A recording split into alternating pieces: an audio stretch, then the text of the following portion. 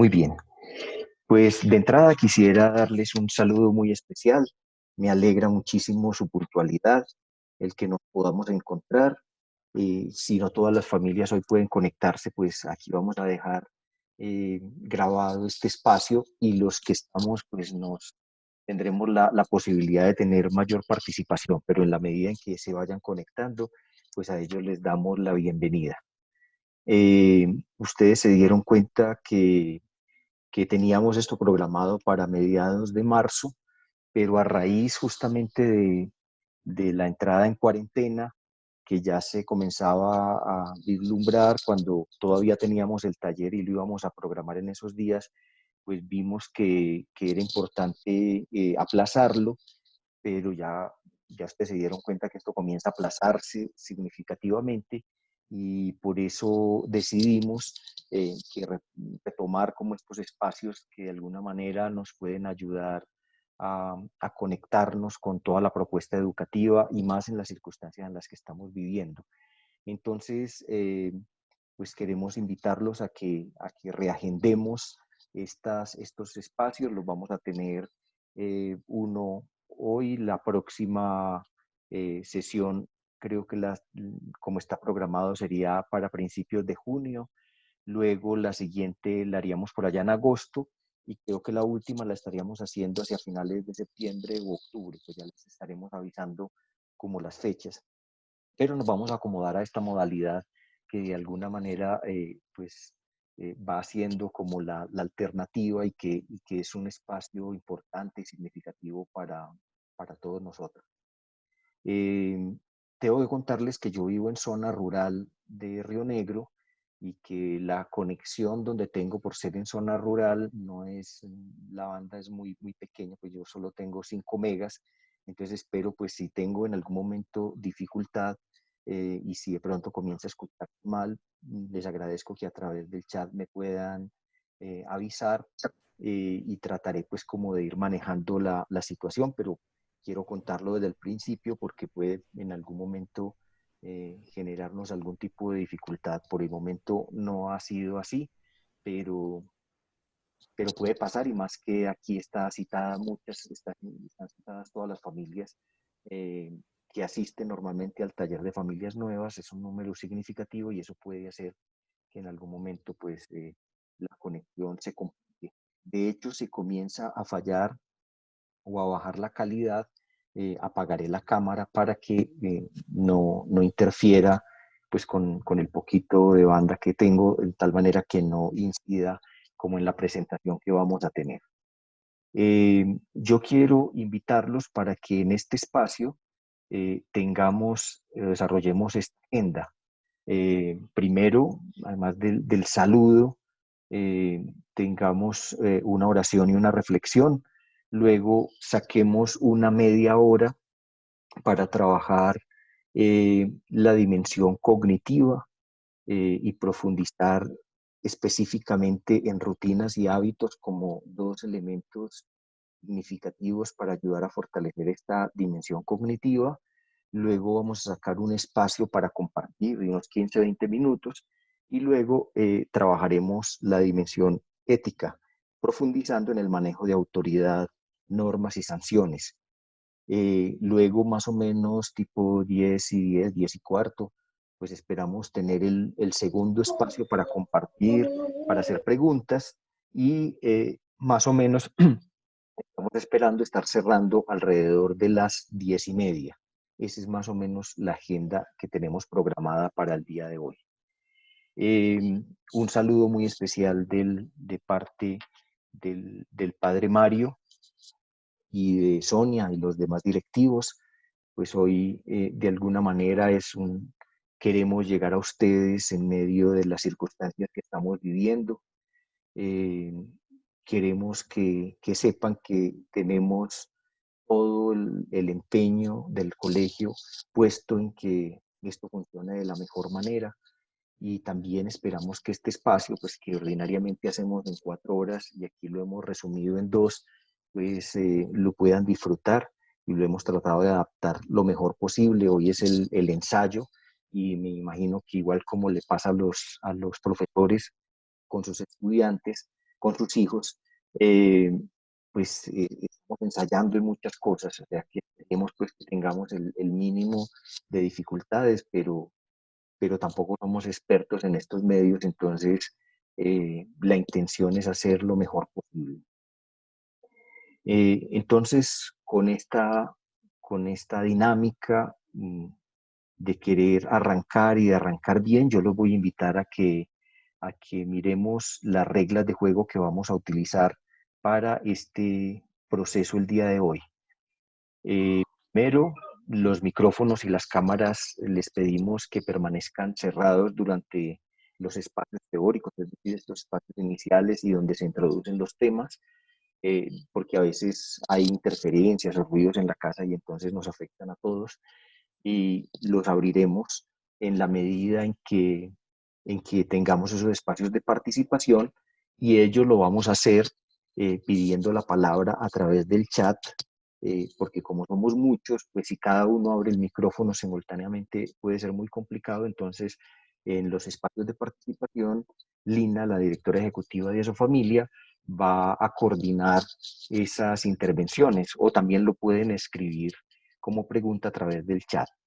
Si al final, porque los tiempos también van a estar limitados en los espacios de participación, 15, 20 minutos, y vemos que no alcanzamos a abordar las preguntas o las participaciones, pues igual las pueden dejar en el chat y esto se lo vamos a compartir al psicólogo de preescolar para los de grados que están en prejardín y para el resto, o que están en preescolar también puede ser en jardín y en transición, y para el resto de los grados, pues los invitaríamos a que puedan contactar a los psicólogos respectivos y sea una forma también de vincularlos dentro de esta dinámica de lo que vamos a recibir.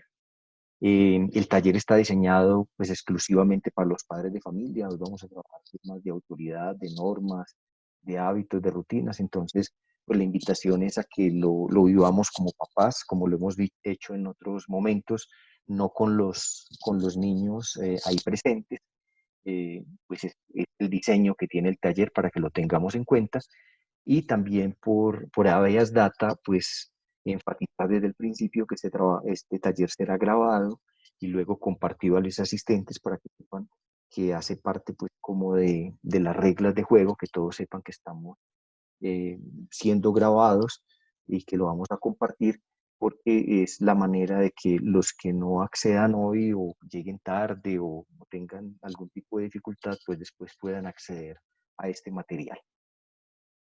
Pues no siendo más, vamos a comenzar con la oración y reflexión. Yo quiero invitarlos para que nos pongamos en una disposición cómoda, si nos sirve cerrar los ojos, eh, que utilicemos unas 3 respiraciones profundas, eh, tomar el aire lentamente. Si nos sirve, hay una técnica que uno cuenta eh, de 1 a 4 durante 4 segundos, mientras va tomando el aire, luego sostiene el aire 4 segundos, luego suelta en otros 4 segundos y cuando suelta todo, espera otros 4 segundos antes de volver a tomar el aire. Eh, Hagamos este ejercicio 3, 4 veces y vamos a comenzar a experimentar lo que pasa en nuestro interior. Entonces, si nos sirve cerrar los ojos o simplemente ponerlos en un lugar fijo, tomamos el aire y vamos contando de 1 a 4. Cuando lleguemos a la capacidad máxima, sostenemos el aire unos 4 segundos y luego comenzamos a botarlo. Lo botamos también contando otros 4 segundos y sostenemos antes de volver a tomar el aire otros 4 segundos. Vamos a repetirlo unas 3 o 4 veces.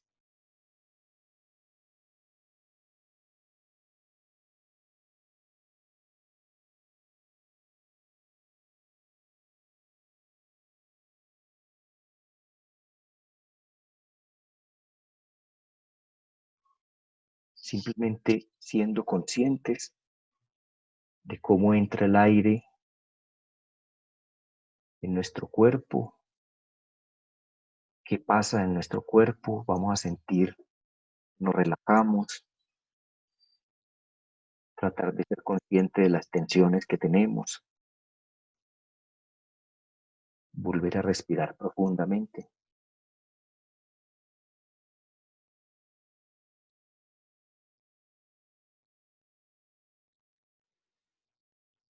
Y ahora, en la medida en que vamos haciendo esta respiración, los voy a invitar a que cada uno, como les digo, sin tienen los ojos cerrados, sino piense 3 motivos por los cuales hoy está agradecido.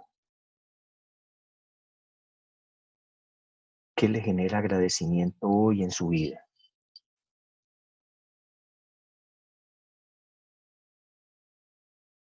Seguramente serán muchas cosas, pero focalicémonos en las 3 más significativas. Porque hoy yo debería dar gracias en mi vida.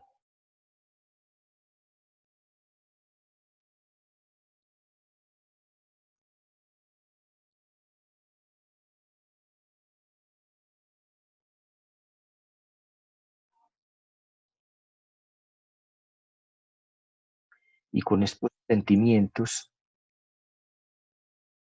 pues ofrezcámosle a Dios este día. Ofrezcámosle la posibilidad de estar vivos y de tener este encuentro con personas que comparten una misma misión, una misma vocación de ayudar en el crecimiento humano de los hijos y cómo juntos tenemos la oportunidad hoy de construir y de crecer, que en medio de tantas noticias que a veces son desesperanzadoras, de tantos miedos, de tanta ansiedad colectiva, nosotros podamos ser un foco de esperanza,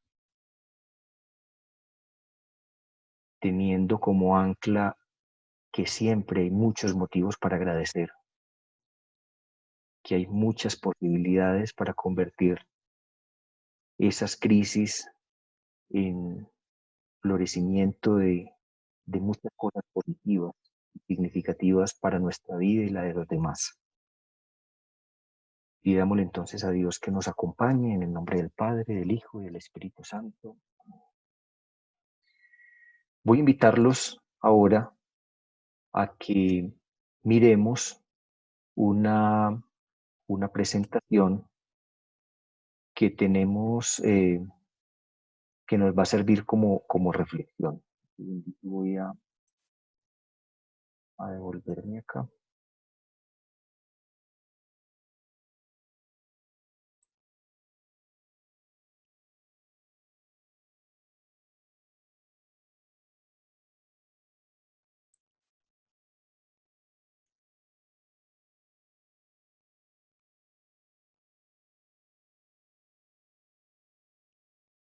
La tecnología nos genera sorpresas. Vamos a mirar, espérenme un segundito, que lo tenía justamente acá.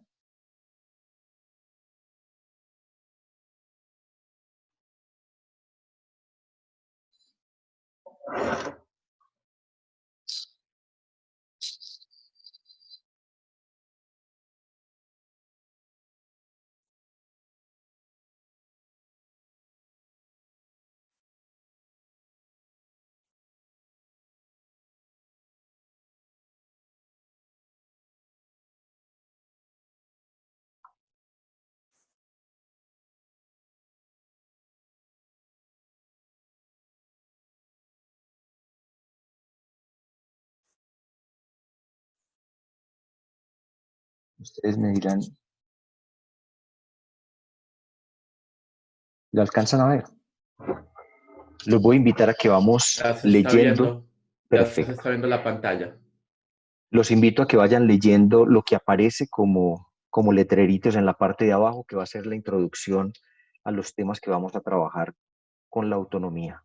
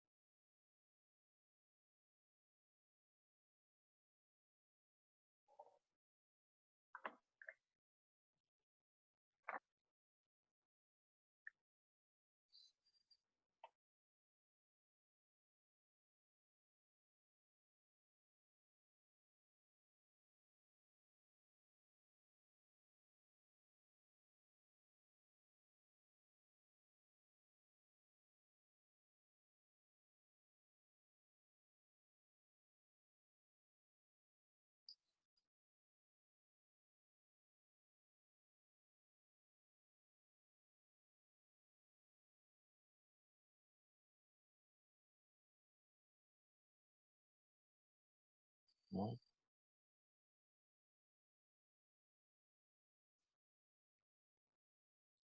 Muy bien.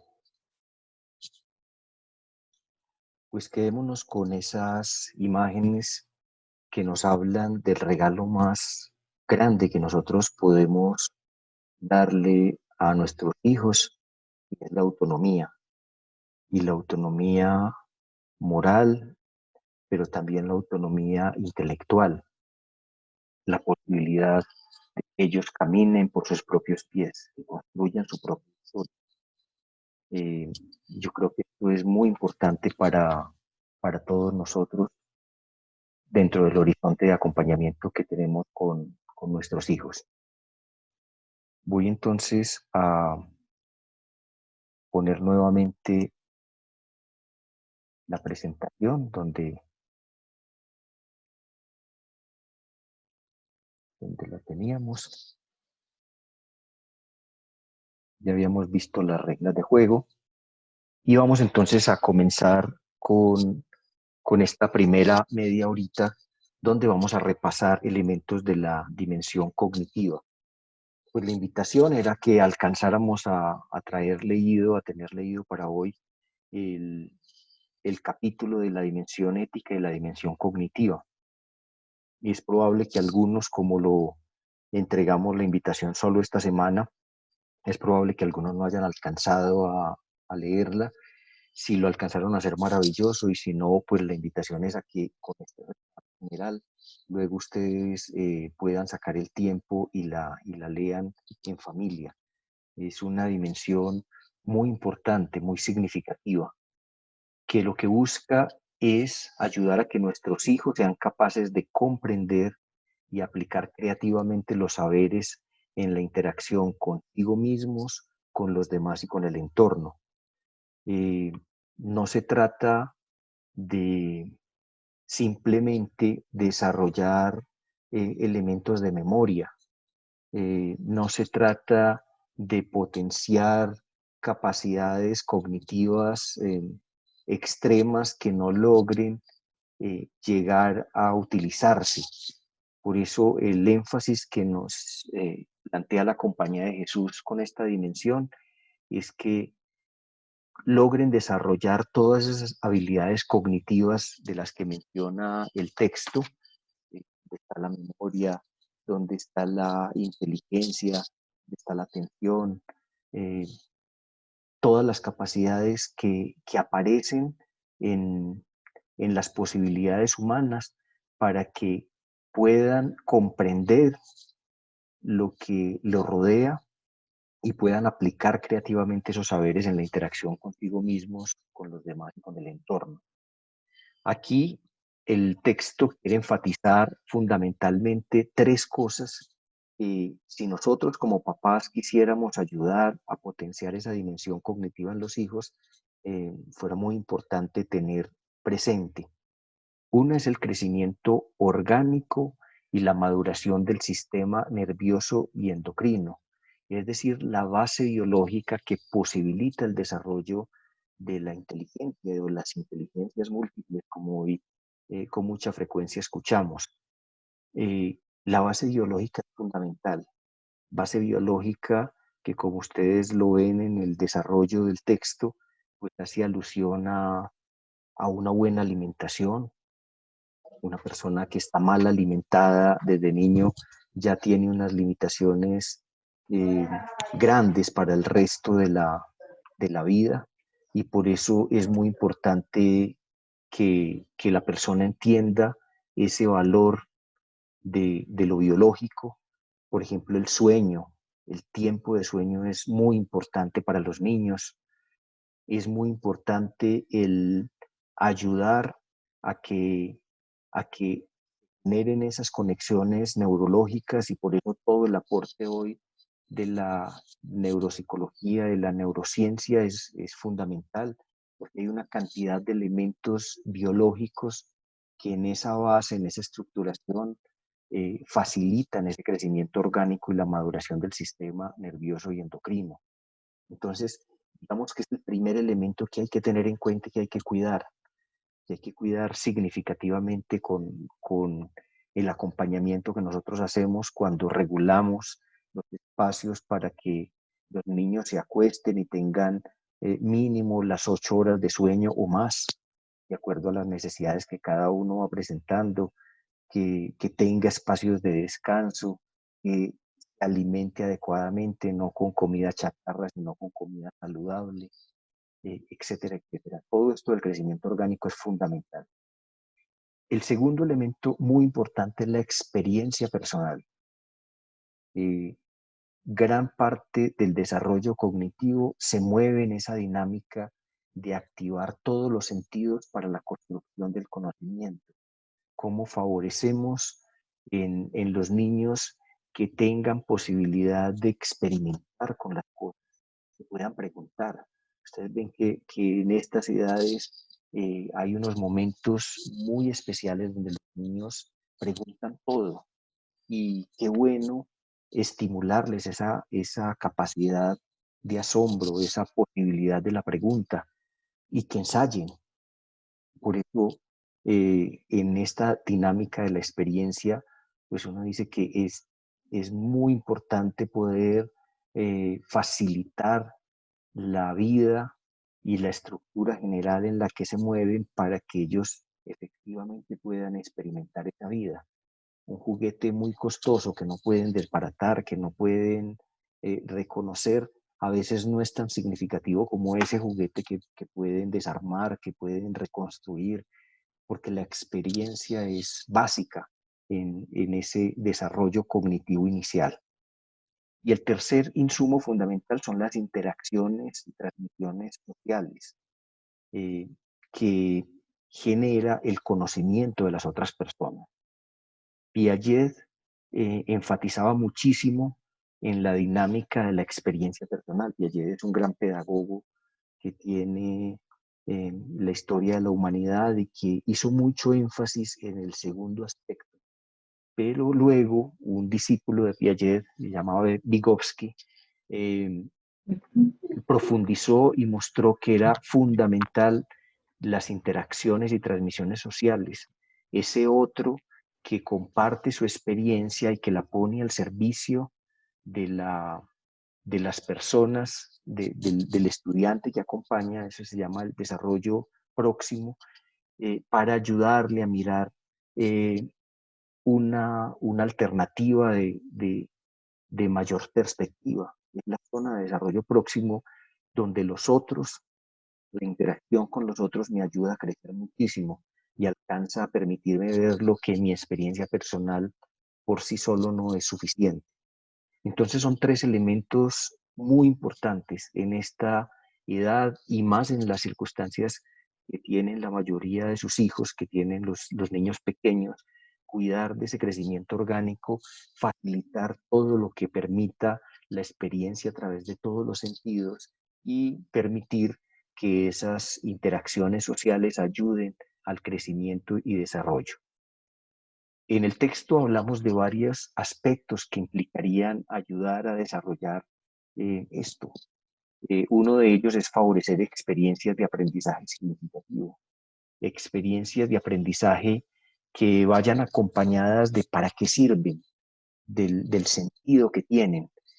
Hoy estamos convencidos que no se trata de saber muchas cosas de memoria. Hubo una época de la historia que simplemente se hacían réplicas de contenidos, y el que tuviera un conocimiento más enciclopédico pues tenía como un mayor prestigio y un mayor reconocimiento, con lo que hablábamos en la primera sesión de cómo el conocimiento humano se está multiplicando, mm, se está casi que duplicando alrededor de cada 73 días.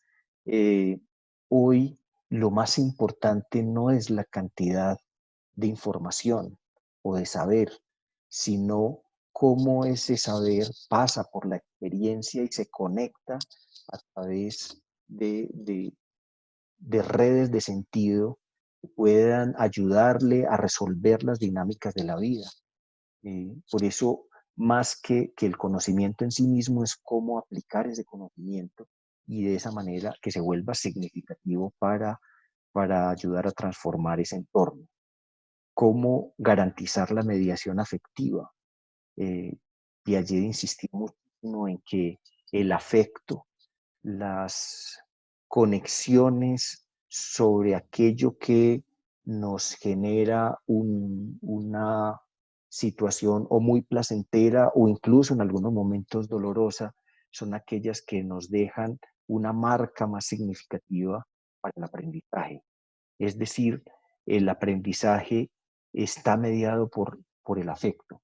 Y hoy sabemos que no es propiamente a través del miedo, que el miedo no ayuda a generar aprendizaje, que el miedo nos pone en dinámica de defensa y bloquea las potencialidades superiores de la capacidad cerebral y justamente es donde menos posibilidades tenemos de poder responder cognitivamente, porque son los medios de defensa y todo el organismo para correr, para huir. Primitivamente estamos diseñados así, en nuestra base animal que tenemos. Por eso es muy importante el afecto. Que ellos quieran, que ellos les guste las cosas, cautivarlos por la lectura, posibilitarles que se enamoren del conocimiento, de la investigación, de la búsqueda. Eso que es natural en los niños que quieren siempre estar aprendiendo, cómo no dañarlo, cómo ayudarlo, cómo estimularlo para que siga creciendo en el proceso de la vida. Favorecer el desarrollo de los niveles cognitivos, de los tipos de inteligencia y de habilidades de pensamiento. Eh, Aquí es fundamental problematizar el conocimiento, permitir que, que los niños se pregunten y busquen nuevas salidas. Eh, Cuando un papá le pone preguntas matemáticas al hijo, cuando le pone una, un acertijo, cuando le pone alternativas que le exigen al niño salir de su zona de confort y producir pensamiento, es uno de los elementos fundamentales para el desarrollo cognitivo. Ahora que tenemos estos espacios en la casa, bien interesante para hacerles muchas preguntas, para interactuar con ellos, para generar niveles de atención, de concentración, mirar posibilidades de memoria, de conexión, cómo ven la vida, cómo resuelven determinados problemas. Es una oportunidad maravillosa y qué bueno que esto sea un camino para ayudar a desarrollar justamente esta parte cognitiva. También es muy importante favorecer tiempos y lugares de aprendizaje, eh, poder mostrar que hay un lugar para cada cosa y que lógicamente hay lugares que favorecen más el aprendizaje. Entonces, poder tener un lugar ordenado, buscar un lugar lo más silencioso posible, generar un espacio apropiado con la luz adecuada. eh, Todo este tipo de cosas facilita el aprendizaje. En la primera charla yo les decía que hoy está la capacidad cerebral de los niños de estas generaciones tienen grandes posibilidades de hacer conexiones múltiples, incluso son multitarea, pero que eso está limitando significativamente los procesos de atención. Y hoy los grandes maestros de pedagogía dicen que casi que puede asimilarse el nivel de atención, la capacidad de atención de una persona junto con la memoria de trabajo y con otros elementos básicos, eh, puede asimilarse fundamentalmente a la capacidad de inteligencia de una persona. Alguien puede ser muy inteligente, pero si tiene problemas importantes para poder concentrarse, para poder eh, sostener eh, o retener algunos elementos en su memoria, eso le quita muchas posibilidades a las dinámicas para resolver problemas, porque la inteligencia es eso, capacidad para resolver dificultades, problemas, alternativas de la vida. Entonces, también esto hay que entrenarlo. Hoy en día a los niños se necesita ayudarles a que logren concentrarse y para eso favorecerles tiempos y lugares.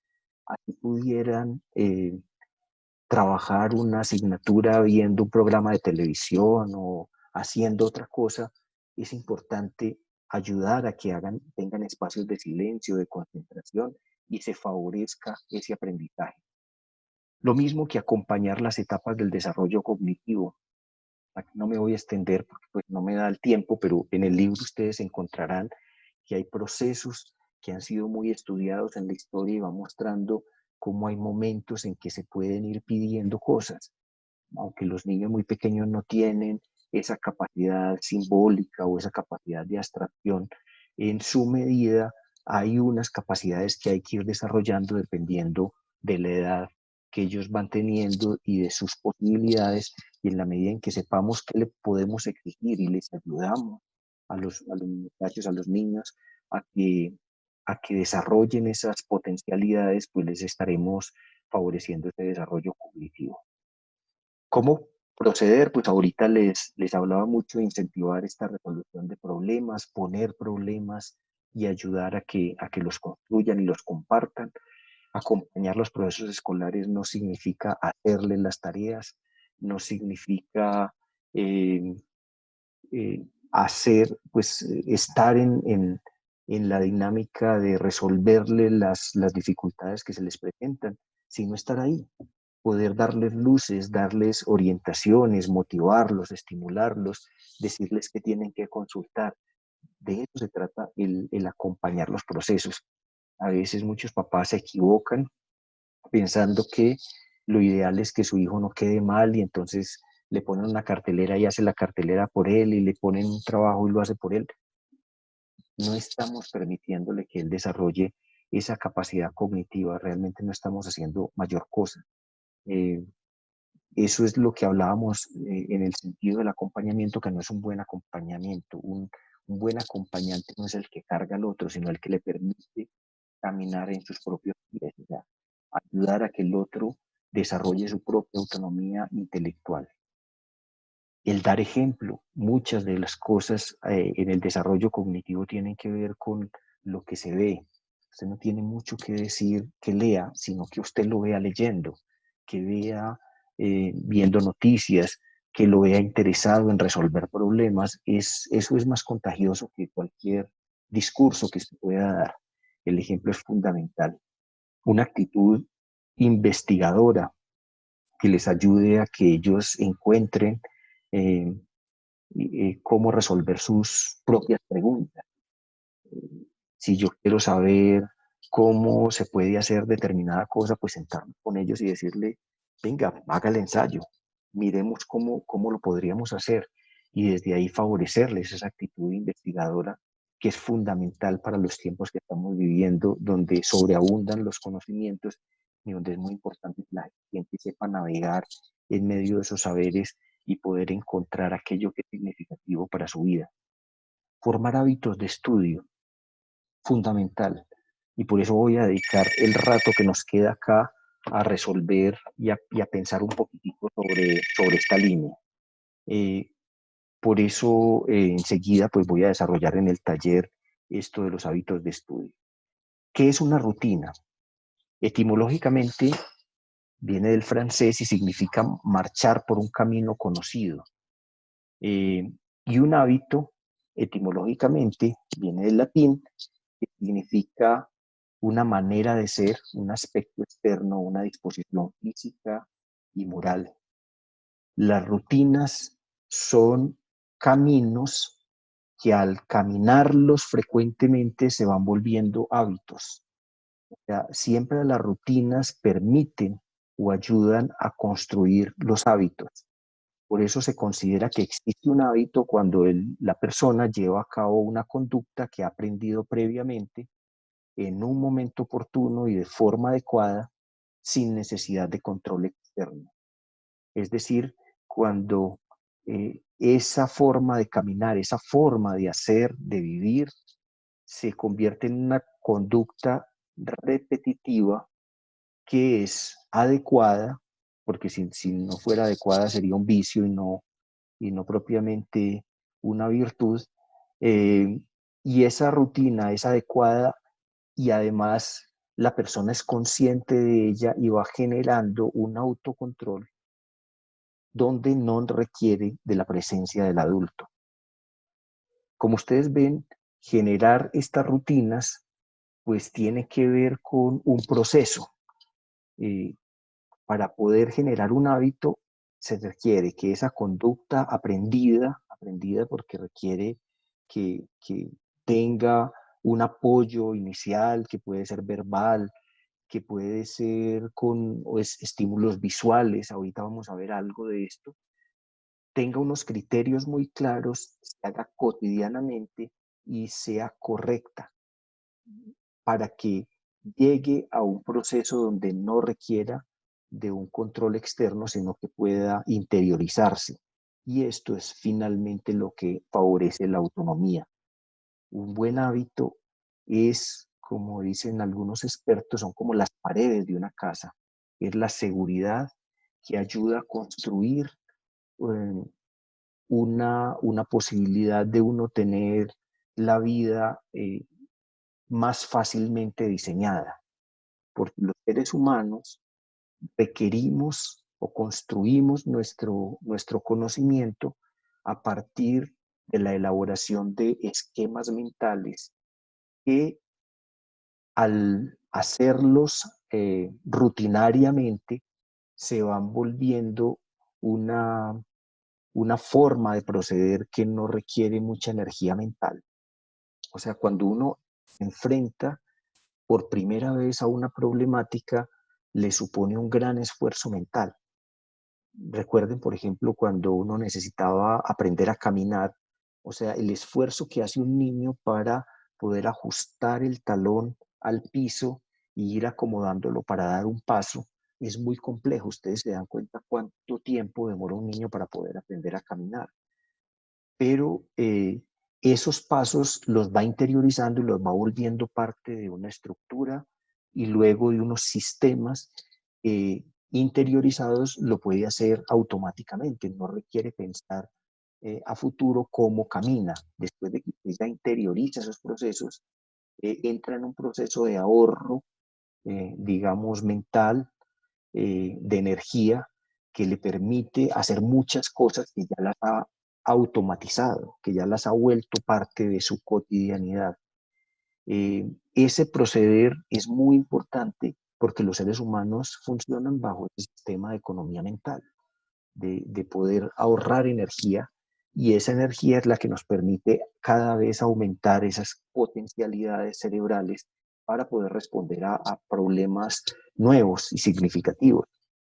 Si cada vez nos volviera a costar la misma energía como lo hicimos la primera vez, entonces estaríamos siempre en el plano inicial de las acciones muy primarias. Eh, por ejemplo, ustedes recuerden que suponía aprender a conducir un carro. Las primeras veces hay mucha tensión, hay mucho esfuerzo, mucha concentración.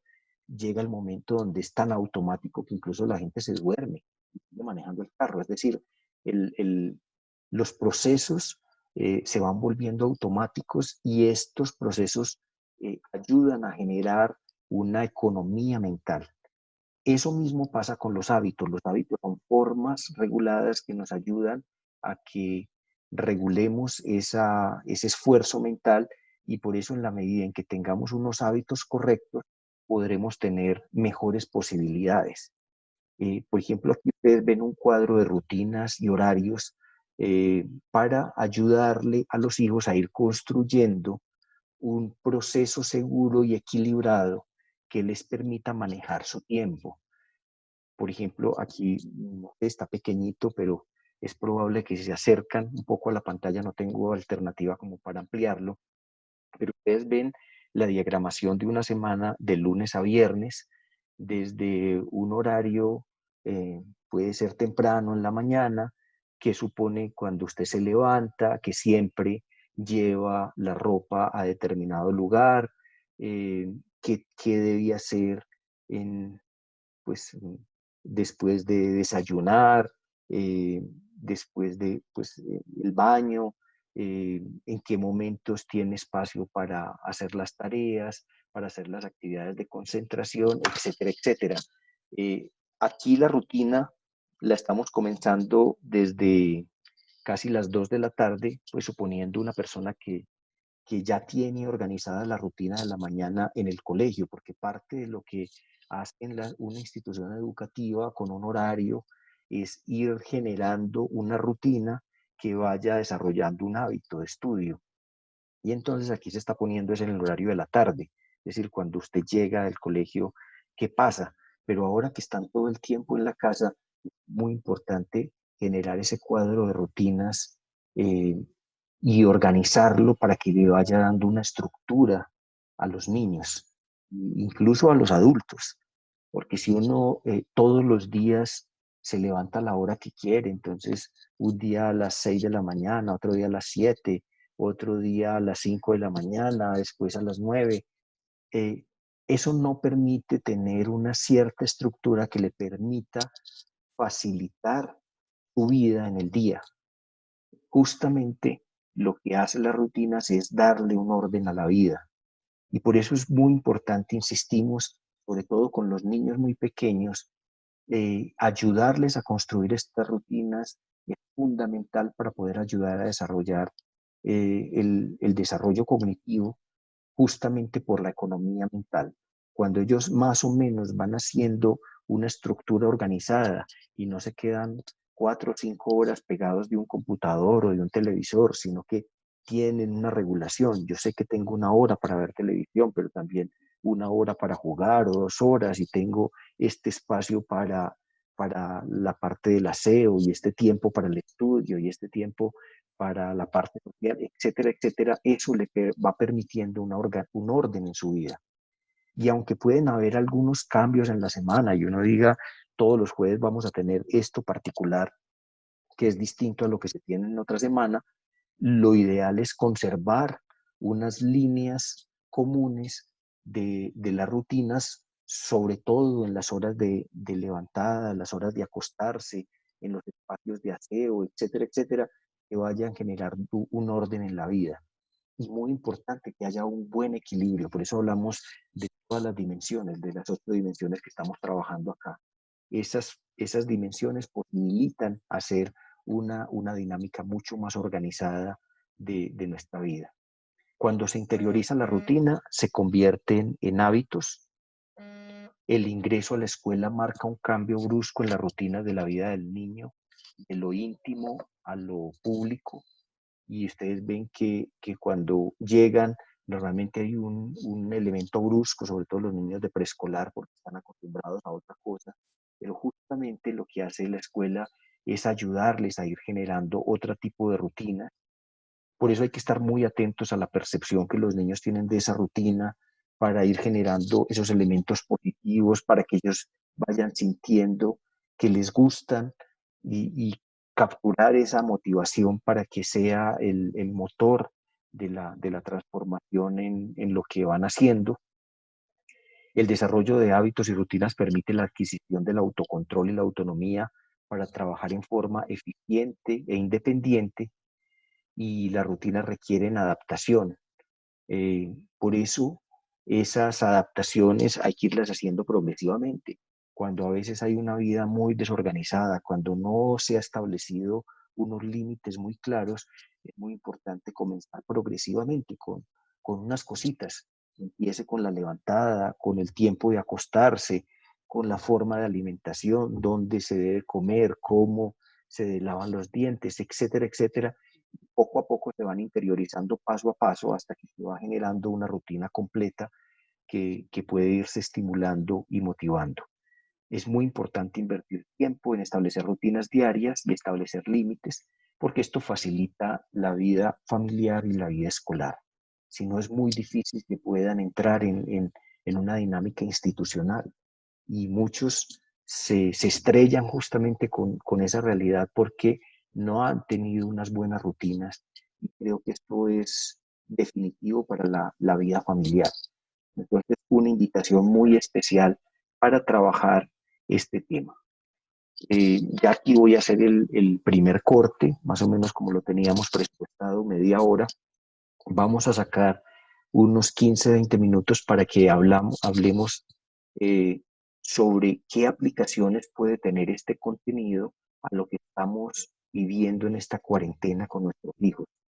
Entonces yo quisiera invitarlos a través, aquí voy a dejar de compartir en este momento la presentación, y le voy a dar la palabra a Lina para que ustedes a través del chat o abriendo el micrófono y pues pidiendo la palabra con ella eh, puedan compartir qué piensan de esto, qué piensan de la dimensión cognitiva, si hay alguna pregunta, si quieren enriquecer, si quieren compartirnos algo de su experiencia, de lo que han visto que sucede con esta dimensión en sus hijos o cualquier elemento que quisieran compartir, pues abrimos estos 15 minuticos para hacerlo. Entonces, Lina, te doy la palabra.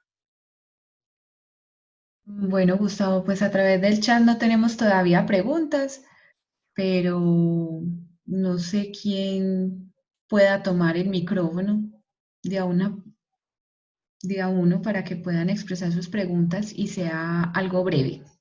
Pero por el momento no tenemos nada en el chat.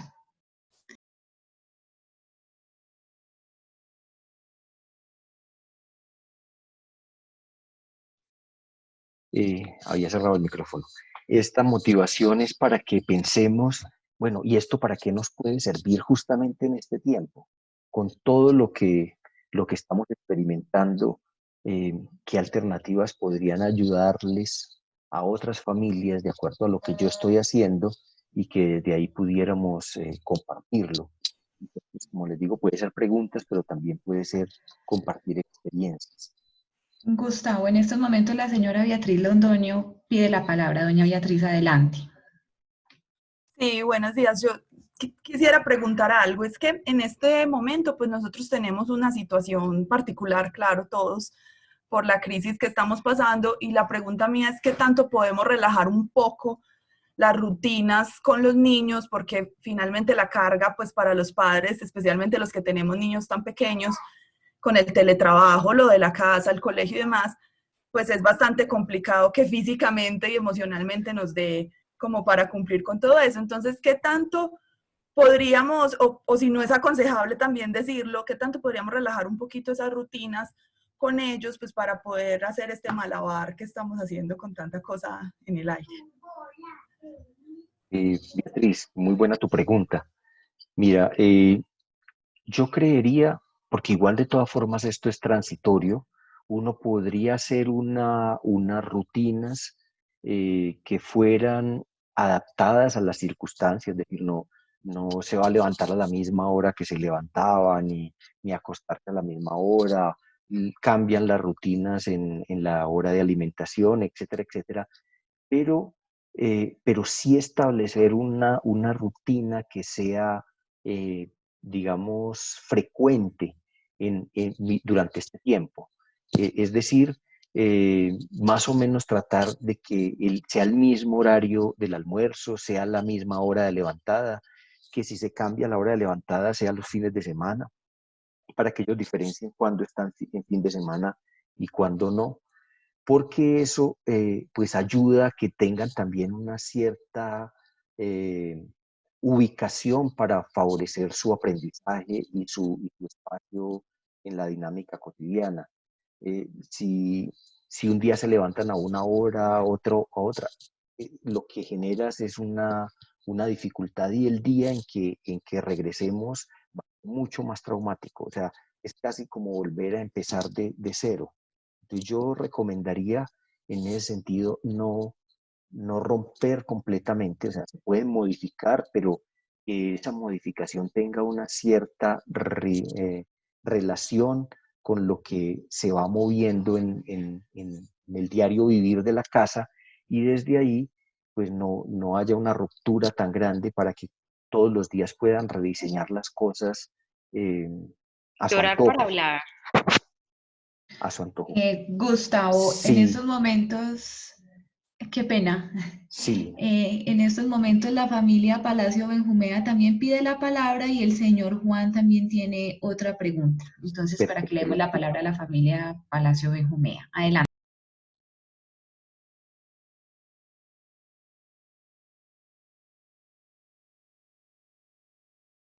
Habilitar el micrófono para que en la parte de abajo habilitar el micrófono para poderlo escuchar. Perdón, la tecnología todavía nos juega un poco en contra. Le estaba dando las gracias al señor Gustavo por su respuesta y a la mamá anterior por la pregunta que hacía. Nosotros tenemos una inquietud similar a esa. La pregunta nuestra es muy alineada junto con esa. Nosotros, digamos, entendemos lo que usted menciona de los hábitos y procuramos levantarnos a la misma hora, bañar a Alejandro, conectarlo a la hora de clase habitual con su uniforme, pero pues igual ambos estamos trabajando, estamos en teletrabajo. Entonces, como decía la mamá anterior, a veces se hace complicado. Yo, por ejemplo, jueves y viernes estuve en reunión de ventas de 8 de la mañana a 6 de la tarde, parando solamente entre la 1 y 2 de la tarde para almorzar. Mientras se presentan resultados de ventas y todo eso, son reuniones que toman todo el día. Alejandro prácticamente estuvo con su uniforme, con la abuela, que gracias a Dios contamos con ese apoyo, pues ella trataba de conectarlo, pero hacer que conectar a veces es más fácil que se conecte, lograr la conexión del computador a la red, que lograr la conexión del niño con la clase. Eh, entonces nosotros nos cuestionamos en términos de prioridades, porque si nosotros no trabajamos, pues difícilmente vamos a tener los recursos para pagarle la educación a nuestro hijo. Pero entonces también se siente uno como culpable, como que, bueno, venga, yo voy y hago mi trabajo, le doy prioridad a eso, por encima de darle prioridad a que mi hijo esté conectado, siguiendo las clases, y además de eso, como decía la mamá anterior, hay una cantidad de carga de trabajos para hacer en casa que realmente son complejos. Nosotros adicional a trabajar estudiamos y tenemos materias que estamos viendo desde la universidad también virtuales, entonces súmala de todo eso. Ese es como el lineamiento, pero más es como en el sentimiento, es como, venga, es que, ¿será que yo no estoy haciendo lo correcto? Porque estoy dejando a mi hijo para el final, me estoy yendo primero a mi interés académico, no perder mi inversión en la universidad, no perder las materias, no perder lo que he avanzado en esto, no perder mi trabajo porque tengo que cumplir mis responsabilidades. Hago con mi hijo una rutina, pero realmente durante el día es muy complejo estar ahí todo el tiempo siguiéndolo.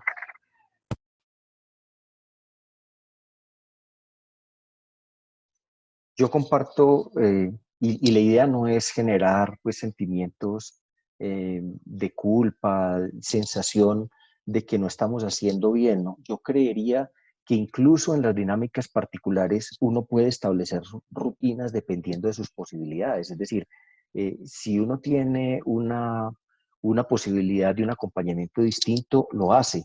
Pero si no tiene esa posibilidad y en las alternativas que se tengan, incluso lo importante, y con los niños muy pequeños, pensaría que lo fundamental no es ni siquiera mantenerlos conectados a la pantalla, porque el, por edad evolutiva, pues lo ideal no es que estén pegados a una pantalla. Con los niños de prejardín es que tengan unos criterios para hacer cosas y que desde ahí el adulto pues reciba esa información y pueda apoyarse para ayudar a dinamizar muchas de las cosas que se pueden hacer en casa. Entonces, yo diría, pues de acuerdo a esas posibilidades y de acuerdo a los tiempos que ustedes tienen, pues regulan el momento de la levantada, del baño, de las rutinas básicas iniciales, las rutinas básicas al final del día, y durante el día se ponen espacios que tengan algún elemento de variación, pero no ponernos en una dinámica que nos sobresature. Yo pensaría que no se trata ni de renunciar al estudio, ni de renunciar a los elementos que estamos haciendo en el trabajo, sino de equilibrar esa rutina con las posibilidades reales que tenemos. Por eso el ejercicio no es que haya una rutina diseñada desde el colegio, sino que cada uno la pueda diseñar de acuerdo a sus posibilidades. Entonces, con las posibilidades que ustedes tienen, y dicen, saco este espacio para el almuerzo, este para el refrigerio, esto, bueno, esos son como los puntos de anclaje para hacer la rutina, y serán los momentos donde pueden encontrar como familia, y en otros espacios pues habrán otras actividades. Lo importante es que se puedan poner actividades múltiples que estimulen esa dinámica de interacción del niño. Eso sería un poco lo que yo diría. Pero para que puedan hablar otras personas, Dina. Sí, señor, el señor Juan dice, ¿existen unas rutinas más importantes que otras? ¿cuáles serían más importantes para trabajar? Porque también estamos de acuerdo que no es fácil por lo que nos volvimos multitareas. Fuimos los papás. Total. Yo insistiría en que las rutinas que ayudan a cuidar, ¿se acuerdan que cuando presentaba lo fundamental de lo cognitivo, decía que era muy importante cuidar lo orgánico? Entonces ahí pues nos dan unas claves para generar esos espacios de rutina, es decir, una buena alimentación, un buen espacio de descanso, garantizar, porque uno a veces se sorprende, pero encuentra niños muy pequeños viendo telenovelas que terminan a las 10 11 de la noche. Uno dice, pero viendo un niño de esta edad que no se ha acostado a las 8 de la noche. Ellos necesitan mucho más tiempo de sueño porque el sueño es reparador para la construcción neuronal, para las conexiones sinápticas del cerebro. El sueño es fundamental. Entonces, garantizar esa rutina de, del sueño y del descanso es fundamental. De la buena alimentación. Por ejemplo, que en toda la alimentación haya una mezcla adecuada de verduras, de frutas, que hayan cambios en la alimentación, que sea una comida realmente saludable, para ir generando esa rutina. Uno encuentra niños, yo lo veo en el colegio, que llegan y lo primero que hacen es devolver la ensalada o botarla. Y uno dice, no se generó una rutina para comer ensaladas y la ensalada es fundamental en la alimentación. Entonces, ese tipo de rutinas son básicas. Otras que tengan que ver con el ejercicio de la experiencia, o sea, buscar espacios para que el niño tenga posibilidad de experimentar y de construir saber.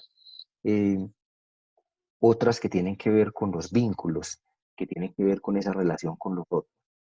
Y por último, yo insistiría en que miremos que haya un cierto equilibrio.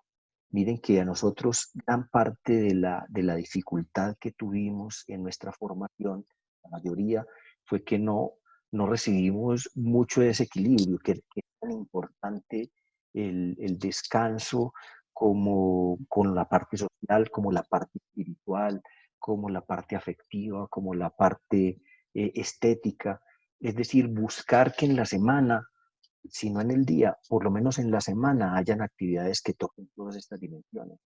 En algún momento haya algo dedicado a lo estético, a lo artístico, a lo ecológico, que en algún momento que se vaya generando una rutina en lo espiritual, que se vaya generando una rutina en el tiempo de regulación para, para su trabajo personal, para su estudio, pero también para su vida social.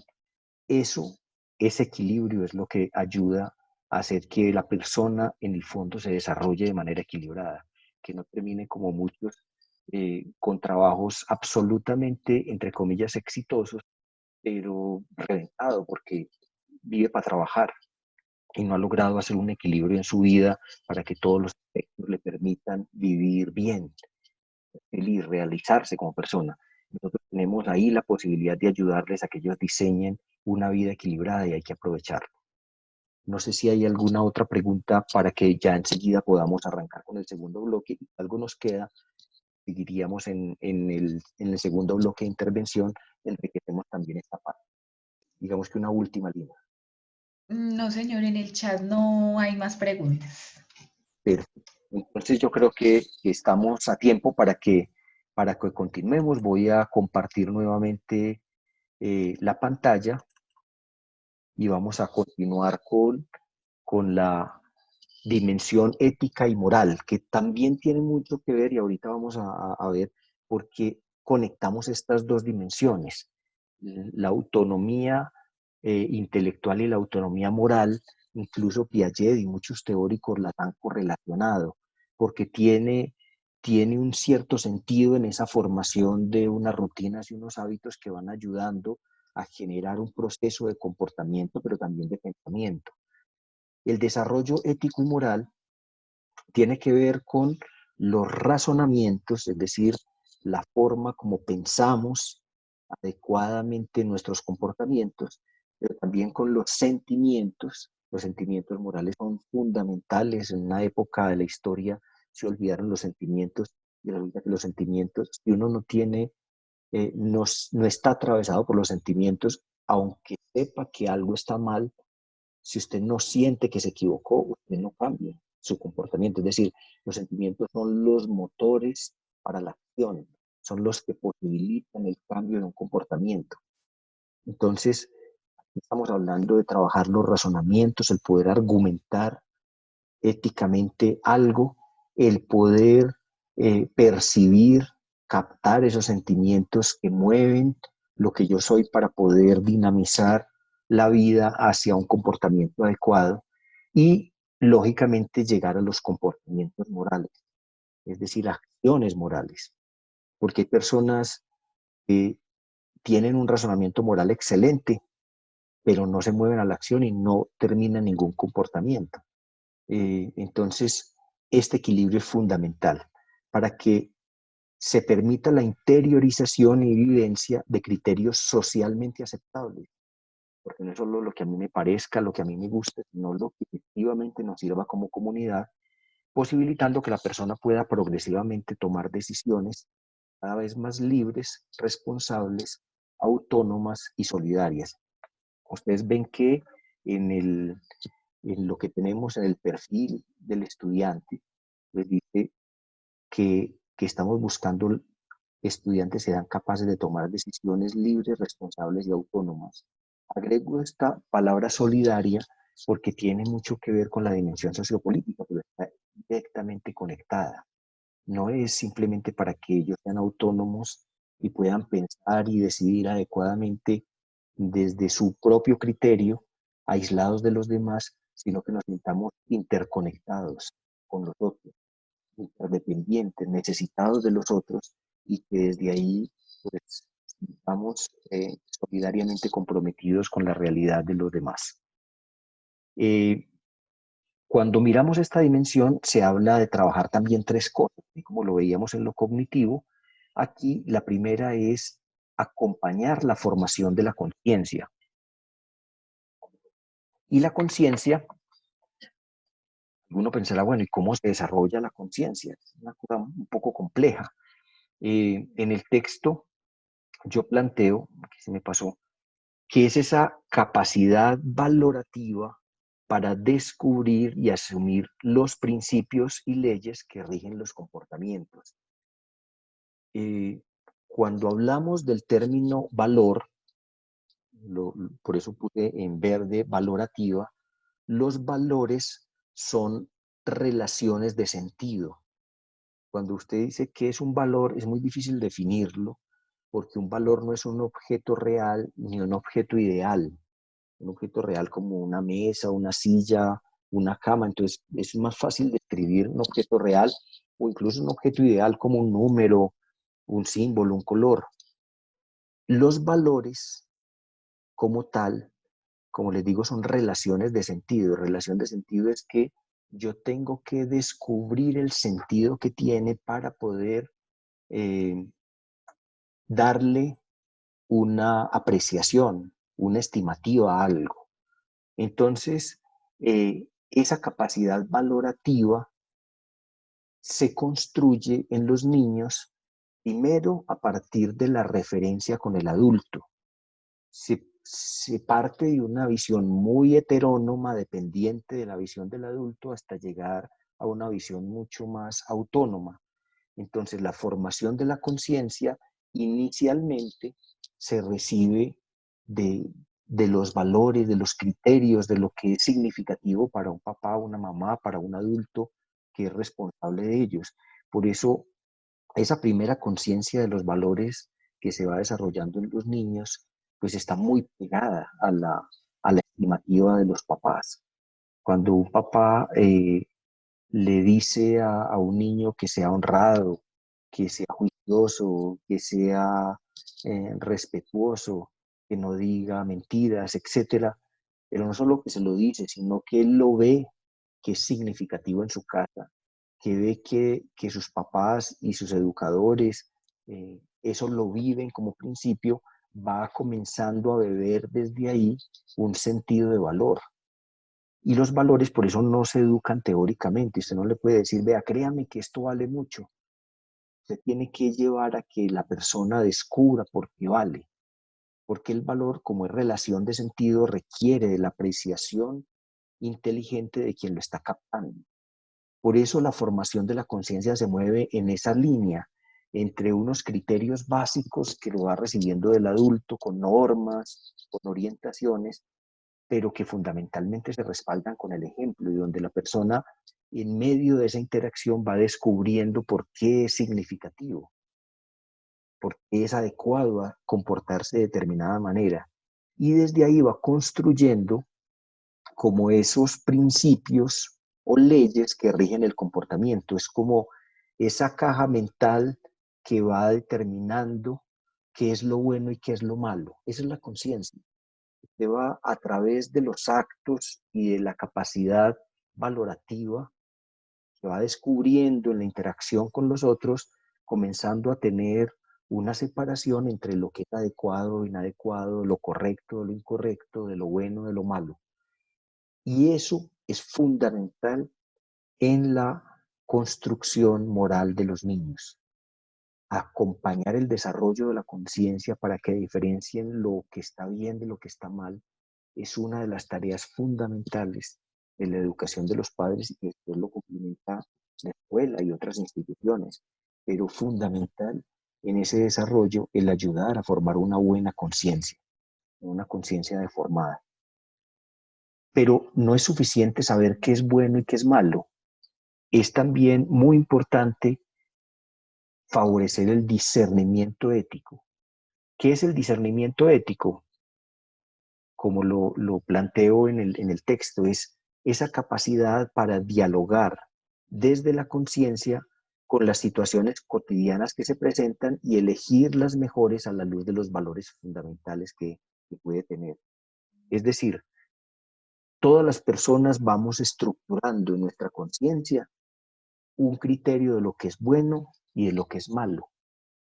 Pero saber qué es bueno y qué es malo no es suficiente para actuar correctamente. Miren que el segundo paso es que siempre que nos enfrentamos a una situación, usted hace un proceso de discernimiento entre esos criterios que determinan lo bueno y lo malo con la decisión de su actuar.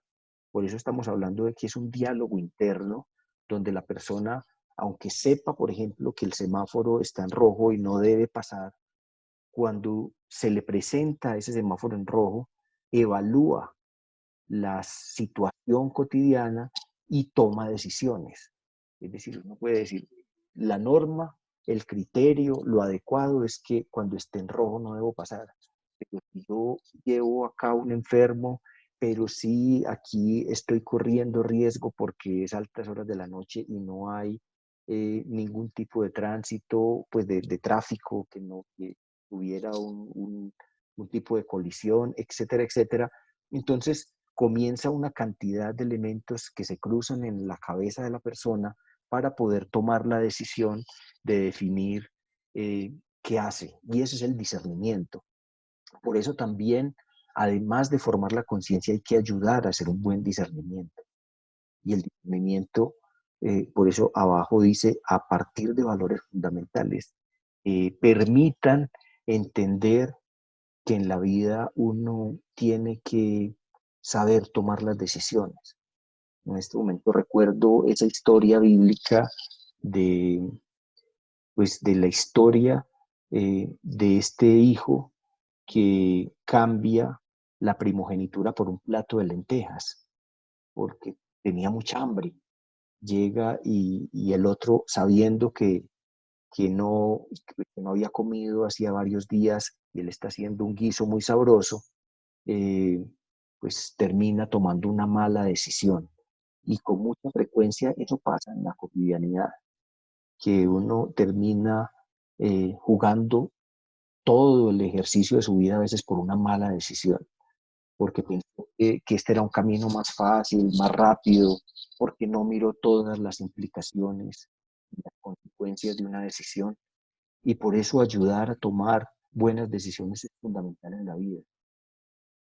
¿Qué es a veces prioritario, la salud o el trabajo? ¿Qué es a veces prioritario en, en las dinámicas de nuestra vida cuando no equilibramos eh, determinadas decisiones? Por eso, en este aspecto de la dimensión ética, fundamental, segundo aspecto, el discernimiento ético. Pero además del discernimiento ético, es también muy importante llegar a lo que denomina Marciano Vidal la estimativa moral, que es la concreción en actitudes y acciones que den cuenta de la opción de valor adoptada. Axiológica significa eso, del valor que hemos decidido. Este es el tercer paso también fundamental. Hay que llevar a los hijos, enseñarles que no solo es importante diferenciar lo bueno y lo malo, que no solo deben tomar la decisión, sino que además eso debe volverse una dinámica de acción que se vuelva, voy a ponerlo aquí en términos de lo que acabamos de hablar, se vuelva un hábito, tenga unas rutinas, una forma de proceder, que alguien pueda decir, él se comporta regularmente de tal manera que uno puede entender que ese ser humano sería incapaz de hacer determinada cosa. No porque no puede hacerlo, sino porque sus acciones van generando un proceder moral que lo va llevando a un actuar adecuado y va generando una personalidad moral. Eso se llama estimativa moral, técnicamente. Esto de lo que estamos hablando, pues lo vemos todos los días en la cotidianidad. ¿Cuántas veces, por ejemplo, sabemos que comer determinada cosa nos está haciendo daño? Porque tenemos colesterol, o porque tenemos sobrepeso, porque tenemos determinada dificultad. Entonces, saber lo bueno y lo malo, que es nivel de conciencia, no es suficiente. Entonces pasamos al segundo, el discernimiento. No, yo tengo que hacer una dieta. Bueno, y toma la decisión y toma la decisión adecuada, voy a regular estos comportamientos. Pero ¿cuántas personas se quedan en la decisión y no pasan al tercer punto? Y es, bueno, ¿y entonces qué voy a hacer? Y efectivamente me comprometo con la acción. Miren que cualquier decisión en cualquier campo, estoy poniendo un ejemplo sencillo, pero en cualquier campo estarían esos tres elementos fundamentales muy vinculados y necesarios, intrínsecamente conectados para que pueda producir un ser humano que tenga un comportamiento moral adecuado en sus pensamientos, en sus sentimientos, en sus acciones, como lo veíamos al principio. ¿Y qué aspectos implica este acompañamiento?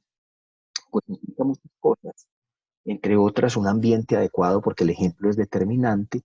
¿Cómo estimular los estadios del desarrollo moral? Pues ahí estoy planteando los estadios del desarrollo moral en Kohlberg, que fue uno de los autores que más profundizó en esta teoría, mostrando que los niños pasan de la heteronomía a la autonomía y que necesitan ese tipo de acompañamiento para ir generando mayores procesos de autonomía, de responsabilidad, de compromiso solidario con nosotros, porque por naturaleza somos egocéntricos y llegar a ser altruista y llegar a ser solidario con los demás, pues exige un camino. ¿Y cómo acompañar ese camino? Pues ahí los invitaría a que lo lean en el libro. Pero en tercer lugar aparece un sano ejercicio de la autoridad y por eso aquí quería dedicar unos minutos, creo que tenemos más o menos unos 15 minuticos para que hablemos de este tema del ejercicio de la autoridad. Entonces vamos a profundizar en este último aspecto. ¿Qué significa un sano ejercicio de la autoridad? Primero, procurar ser obedecido por admiración y afecto, no por temor.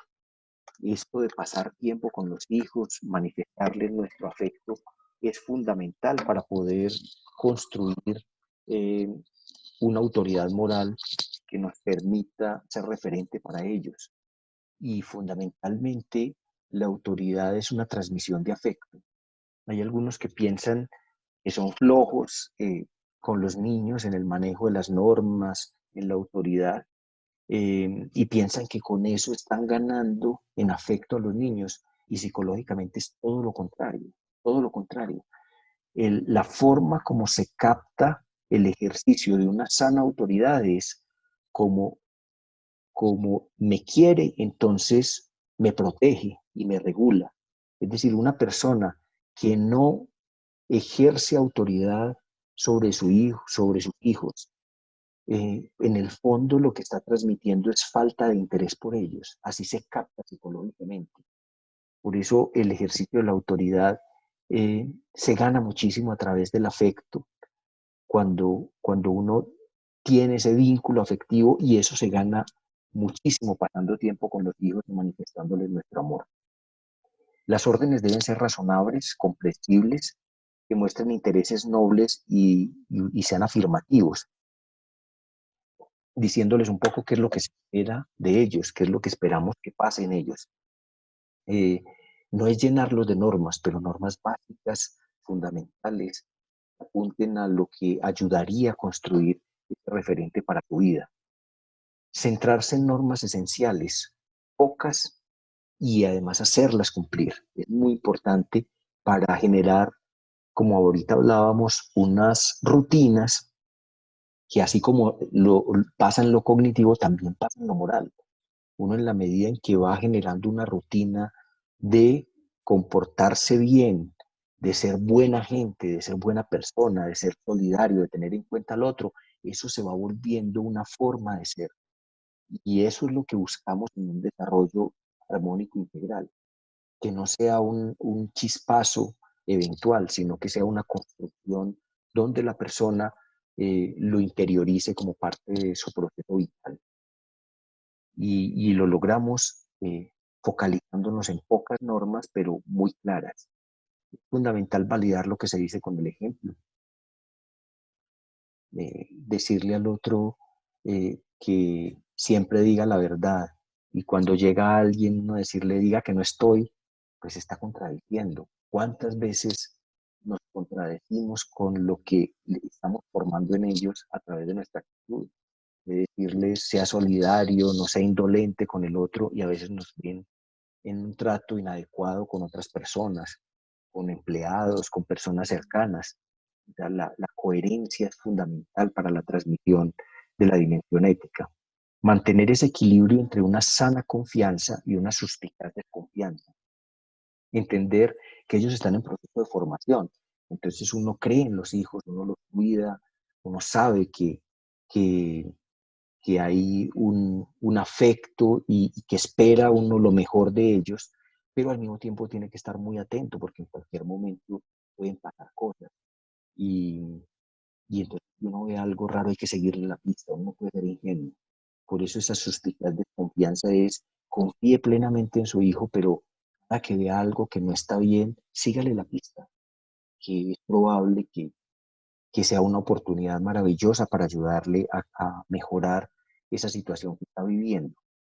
Ser equitativo en el trato con todos los hijos, proporcional a la edad y la madurez moral. No pueden recibir el mismo trato los niños pequeños que los adolescentes, los adultos. Entonces, hay que hacérselo entender. A veces el niño pequeño es que, ¿por qué a mi hermanito sí puede hacerlo y yo no? Porque tiene otra edad, porque tiene otras condiciones, pero al mismo tiempo que no se vea como preferencia, sino porque hay un momento para cada cosa. Unificar los criterios entre ambos padres, fundamental, que no haya discrepancias, rupturas, porque cuando hay separaciones de criterios entre ambos, y generalmente son muy grandes, los hijos tienden a meterse en la ruptura, justamente donde queda la brecha, ahí se instalan para sacarle el provecho a ambos. Eso pasa mucho cuando hay padres separados, que entonces se acomodan perfectamente en la mitad, donde está el quiebre, para ayudar y sacar el mejor provecho, y eso deforma muchísimo. Por eso, fundamental, así los papás estén separados, ponerse de acuerdo frente a las normas básicas y estructurales que van a tener con los hijos, y es fundamental. Lo mismo con el colegio. Cuando un papá desautoriza a otro papá, o cuando un papá desautoriza al colegio, o cuando el colegio desautoriza a los papás, etcétera, es dañinísimo, porque esos referentes de autoridad tienen que sentirse unificados. eh, lo que hace, le va quitando valor al criterio de autoridad. Si usted tiene una discrepancia, por ejemplo, con el colegio, es muy importante no hacérsela saber al niño, es hablarla con el colegio directamente y decirle, venga, a ver, explíqueme esto que yo no lo entendí. Pero, pero cuando el papá, en vez de hablarla con el colegio, genera en los hijos una postura negativa frente al profesor o frente al colegio, frente al directivo, etcétera, pues lo que está haciendo es dañando esa figura de autoridad. Y en el proceso de formación de los criterios, de las normas, eh, en escala, el desarrollo de la autoridad se gana con el papá y la mamá, luego en la institución, luego con las instituciones, otras instituciones, incluso ahí está la policía, está el gobierno, etcétera. Cuando hay rupturas desde abajo, en efecto cascada, se ven afectados todas las líneas de autoridad en, en las escalas siguientes.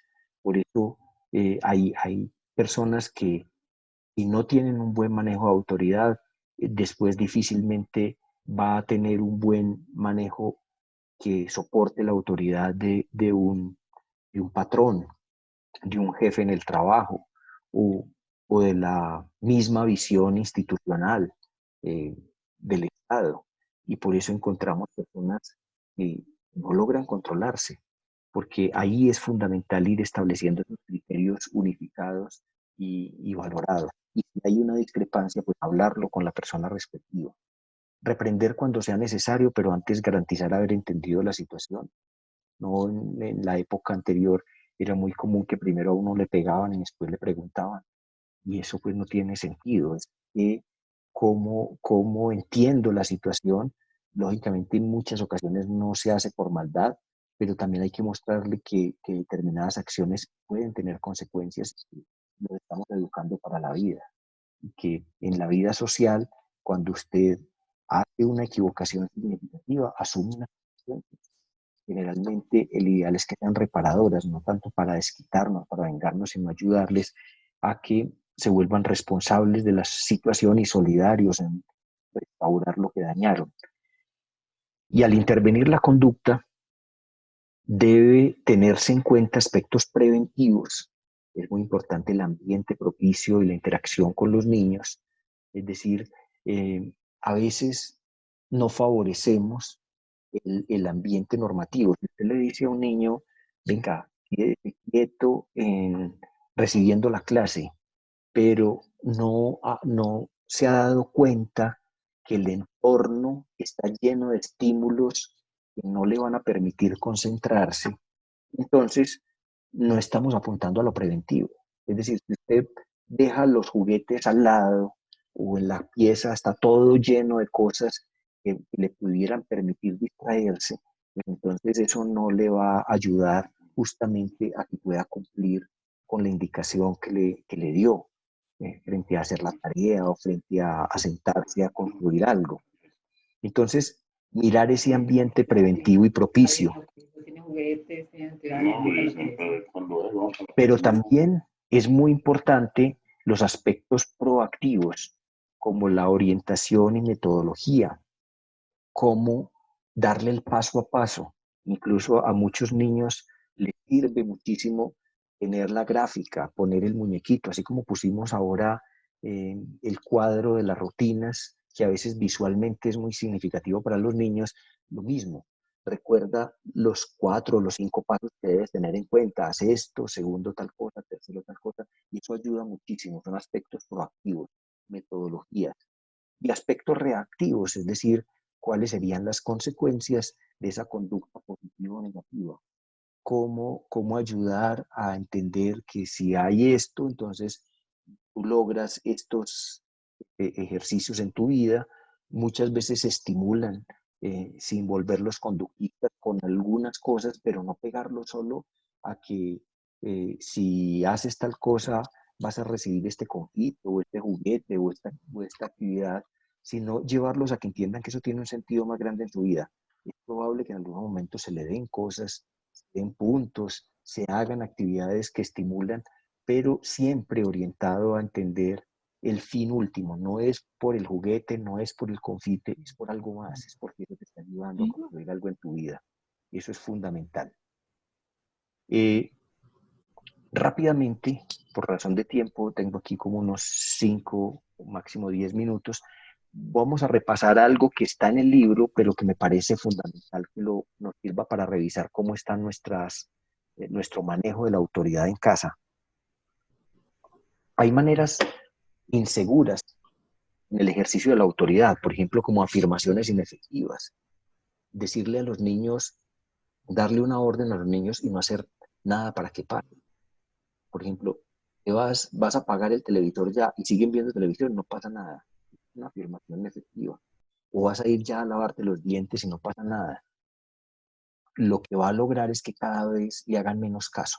Usted omite una orden y no hace que se cumpla, va a ir perdiendo, deteriorando significativamente el papel de autoridad. La segunda es la pregunta. Ninguna orden se debe transmitir a través de la pregunta porque transmite inseguridad. Uno le pregunta al otro, ¿quieres prestarme atención? ¿Te gustaría sentarte a estudiar? Por favor, ayudas con tal cosa, quisieras, ¿sí? Porque la respuesta puede ser, no, no quiero. Esa afirmación, por ejemplo, ¿cuántas veces tengo que repetirte? Pues alguien le puede decir 1.000.000 de veces. ¿Sí? Si usted pregunta, se somete a que le respondan. Entonces, no se trata de transmitir de manera insegura la autoridad. Es como doy una claridad al otro de la acción que debe realizar y hacerlo con toda la tranquilidad, la firmeza, la seguridad y la calma que se requiere para el ejercicio adecuado de la autoridad. Una tercera cosa muy, muy común es el ruego. Comenzar a suplicarle a los hijos, por favor, colabora, ve, ayúdame con esto. Cuando uno genera esa disposición de ruego, pues se somete a que el otro se apiade de uno. Es decir, esté de buena disposición, eh, quiera prestarle atención, quiera hacer lo que usted le está diciendo. Y justamente en el ejercicio de la autoridad no se trata de eso. Una cosa es ser cortés y uno decir, préstame atención por favor, es un lenguaje cortés, pero estoy hablando con firmeza. Pero otra es comenzar con ese tono de por favor, colabora, mira, pues, sí, ese tipo de cosas no ayuda, porque entonces pone el papel o la decisión de la acción en el otro y no justamente en la seguridad con que yo estoy ejerciendo ese criterio para ayudarle a crecer al otro.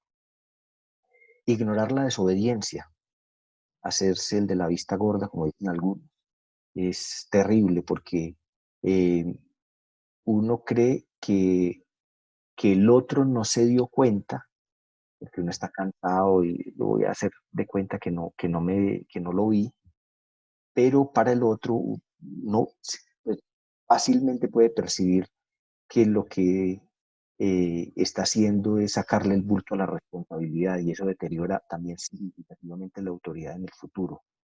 Lo mismo que el chantaje afectivo, comenzar a mover las acciones por compensaciones. Ah, yo como me he manejado de bien y así es como me trata. Si sigue así me va a hacer dar un infarto. Ese tipo de cosas son terribles porque generan unos sentimientos de culpa y unas manipulaciones impresionantes. La autoridad tampoco se mueve por culpas, se mueve por firmeza, por amor, por transmisión del sentido que tiene la norma, pero no por chantajes afectivos.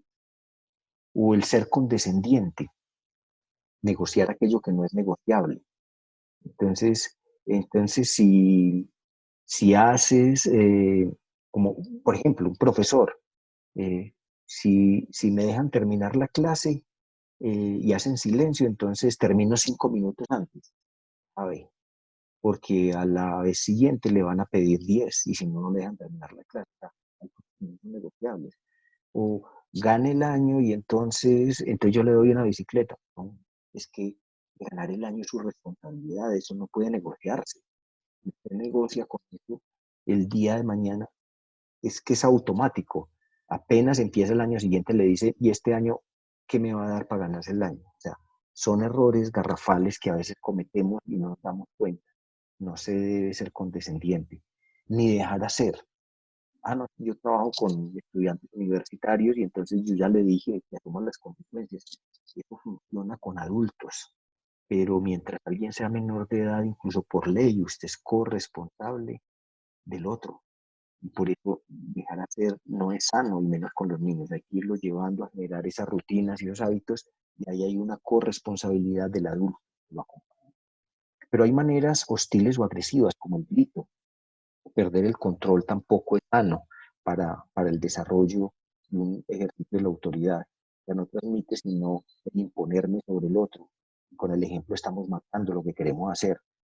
Formas de disminuir. O sea, cuando uno corrige a otra persona, no lo hace dirigido a la persona, sino a su comportamiento. Uno no le dice tú eres un ladrón, sino tu comportamiento no fue honesto. Porque eso, cuando usted se dirige a la persona, eh, no solo genera heridas a veces imborrables, sino que lo está disminuyendo como ser humano, lo está estigmatizando, le está poniendo un rótulo. Y por eso hay que ser muy cuidadoso. No es decirle eres insoportable, sino estás siendo insoportable. Parece lo mismo, pero no es lo mismo. Estás siendo insoportable en este momento, tu comportamiento yo no lo soporto, es distinto a que tú eres todo insoportable. Y a veces nos damos cuenta y hay formas y expresiones que dañan al otro y que dañan el vínculo, que es justamente lo que más cuidamos en el manejo de la autoridad. Las amenazas sin contenido son las armas de los papás débiles. Esto de prometer cosas que nunca llegan. Siga así, verá lo que le va a pasar. Ahí se la estoy sumando. Eso no sirve para nada. Es mejor que usted le diga, mira, la próxima pasa esto, y llega la próxima y pasa esto. Es justamente la firmeza, pero amenazas en contenido. Pues yo creo que los mismos niños son muy perceptivos frente a ese dicho popular de que perro que ladra no muerde. Es decir, el que amenaza mucho y no hace nada, pues finalmente no logra nada. Penitencias excesivas, poner sanciones desproporcionadas, no favorece para nada el desarrollo. Yo ahorita les decía que las digamos, las sanciones o lo que se busca es que la persona entienda que se comportó mal y que ayude a reparar. Por eso las sanciones restaurativas son muy importantes para la construcción de la responsabilidad social, pero no poner penitencias 6 meses sin televisión. ¿Qué hace en la casa conmigo 6 meses sin televisión? Una desproporción. Y hay algunos que en medio de la ira, intenso dolor que les produce alguna cosa, pues se sacuden y generan una desproporción que no busca, sino como mostrar que es una venganza en vez de un proceso formativo. Los castigos físicos o psíquicos, y aquí me voy a referir a los castigos psíquicos, son formas donde la persona eh, le retira el afecto al otro. Justamente es contrario a lo que se busca en los procesos formativos, porque lo que estamos transmitiendo con la autoridad, como ahorita les decía, es te quiero tanto que por eso no dejo que te pierdas, o sea, estoy ayudándote a que encuentres el mejor camino. Entonces, eso de dejar de hablar varios días, de ser indiferente, es incluso peor que los castigos físicos. Si alguno lo experimentó en carne propia, uno prefiere una pela a que un papá o una mamá que es referente, sobre todo en determinadas edades de la vida, deje de hablarle 2 o 3 días a uno. Y hay papás que, no, pero esto no funciona, claro. Y si lo pone cada que diga una mentira, le pone un corrientazo de electricidad, también funciona. Pero eso no es lo adecuado, porque no está transmitiendo ni la comprensión ni el afecto. Lo que está transmitiendo es una dinámica de no comportarse por miedo a algo y no está desarrollando procesos de autonomía en la persona.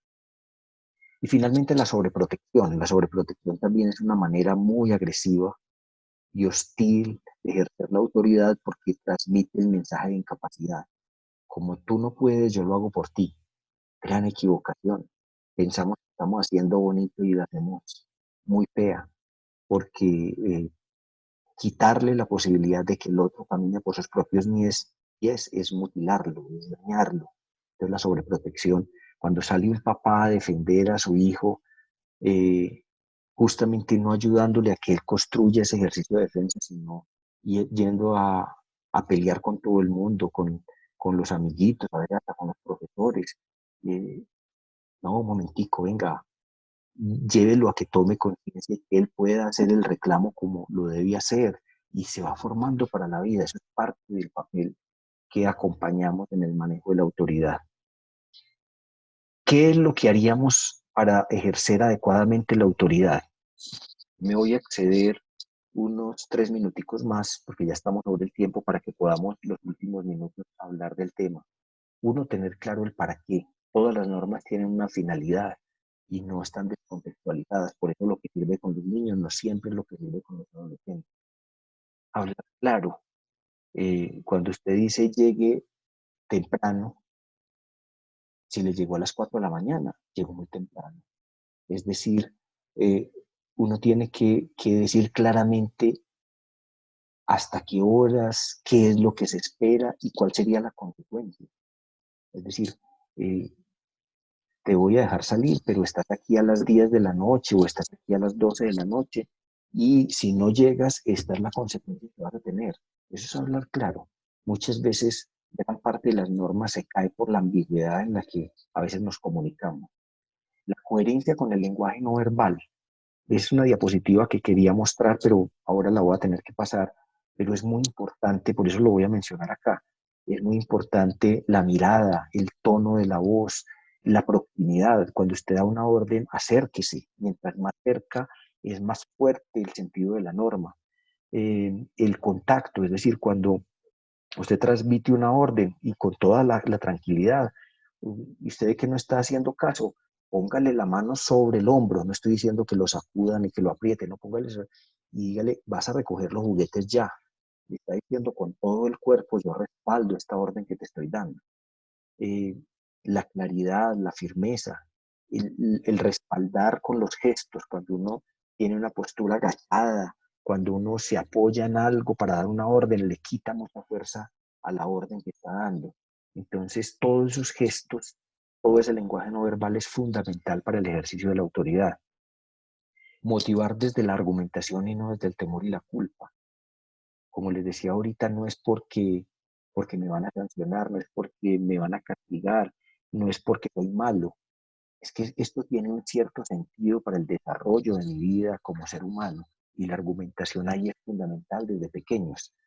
Claro, se dice que con los niños muy pequeños es muy importante la claridad, la firmeza, los gestos, el acompañarlo con un lenguaje adecuado antes que abrir a muchas argumentaciones. Uno tiene que argumentar demasiado, pero sí ir mostrando que eso tiene una finalidad. Y en la medida en que van creciendo, hay que ir aumentando el nivel de argumentación para que vayan entendiendo el sentido moral que tiene y lo puedan respaldar éticamente con una buena argumentación.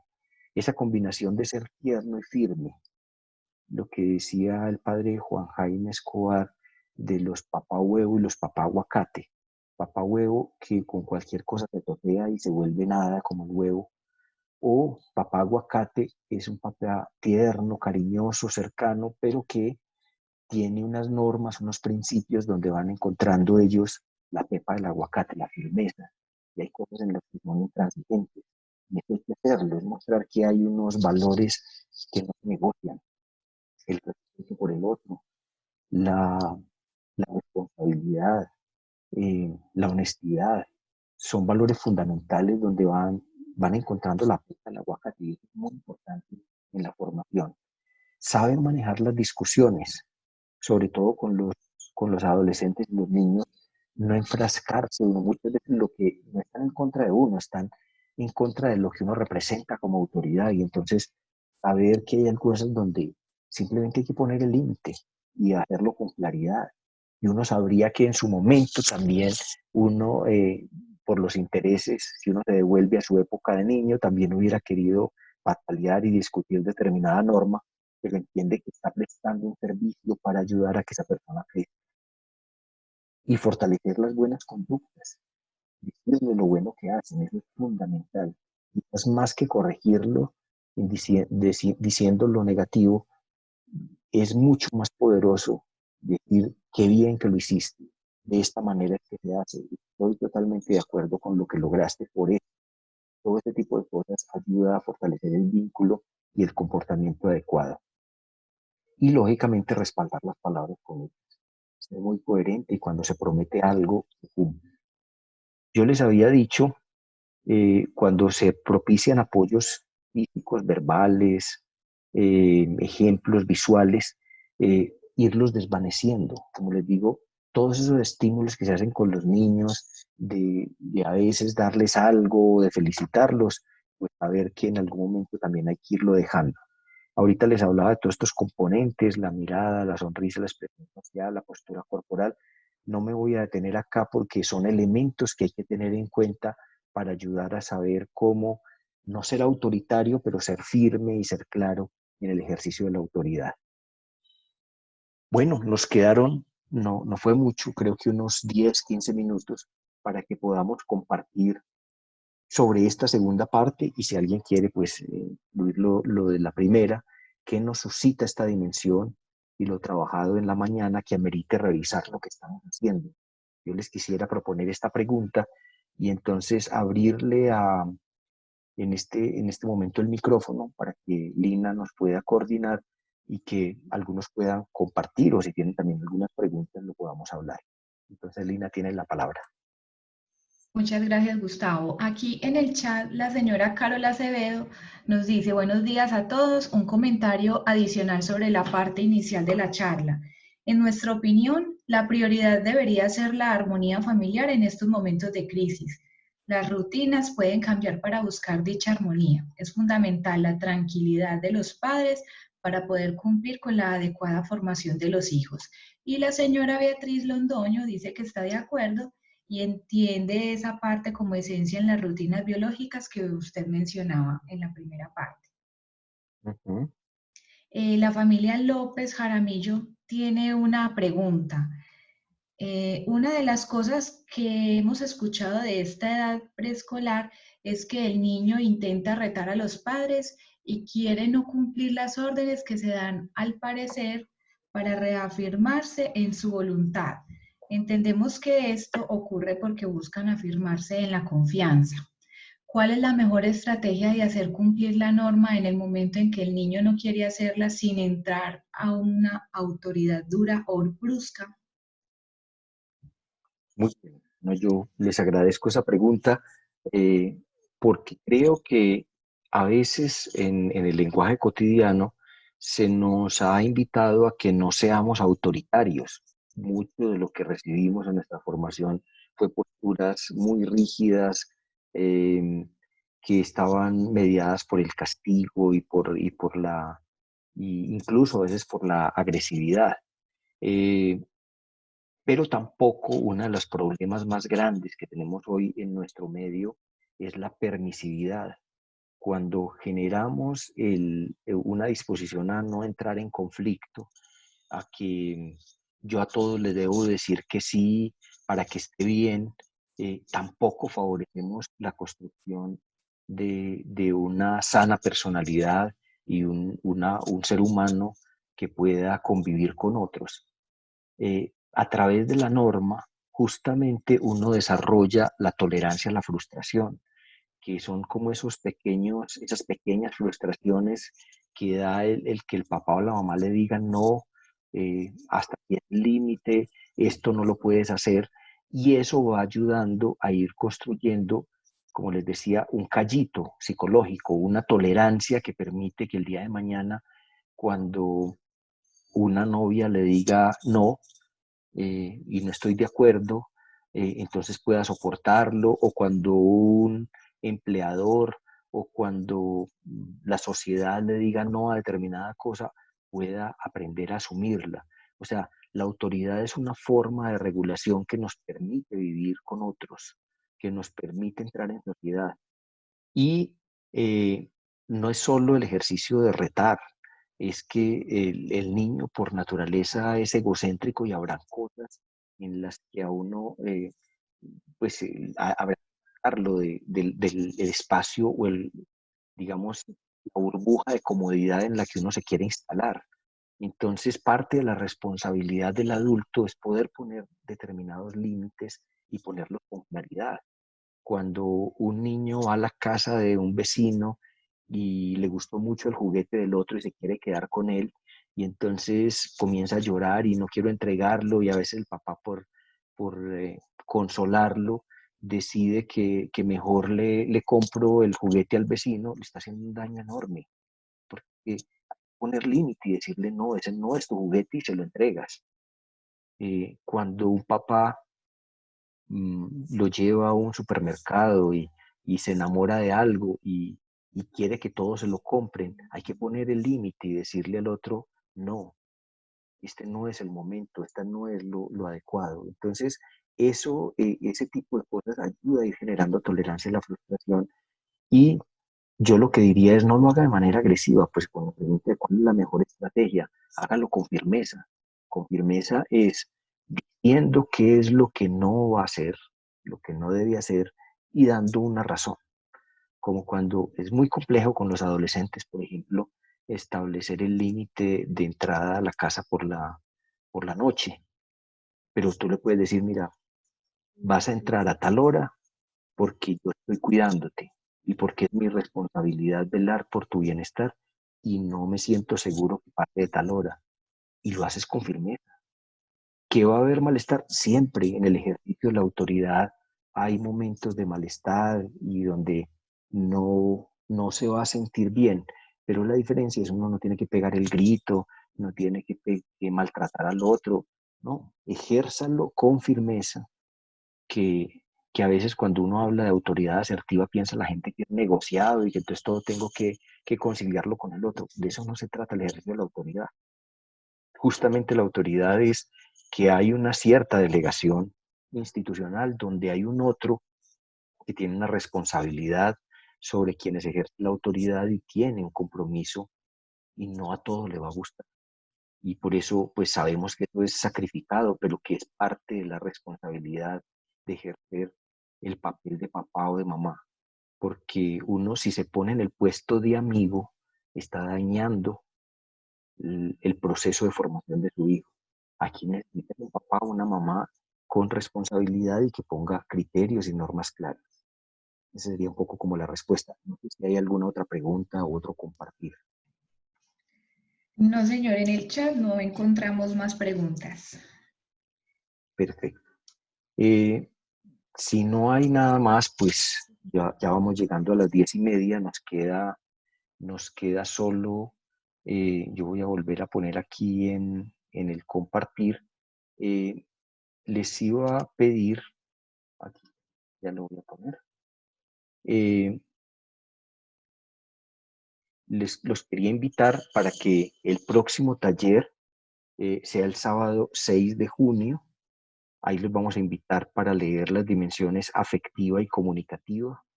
Eh, en esta ocasión seguramente nos van a acompañar los del equipo del Servicio de Asesoría Escolar, que yo también coordino, pues yo voy a estar también aquí con ustedes en esta reunión. Eh, y en ese sentido, pues invitarlos a que lean. Si para hoy no alcanzaron a leer estas dimensiones, invitación a que la lean, que podamos profundizar en estos contenidos y espero que lo hayan disfrutado. Les agradeceríamos que para llevar un cierto control de la asistencia puedan enviar ahorita en la próxima media hora a este correo secretaria@azuignaciana.com un mensajito donde digan yo estuve en el taller y pongan el nombre completo de su hijo o hija y el grupo en el que está para que con ese dato pues podamos hacer la asistencia.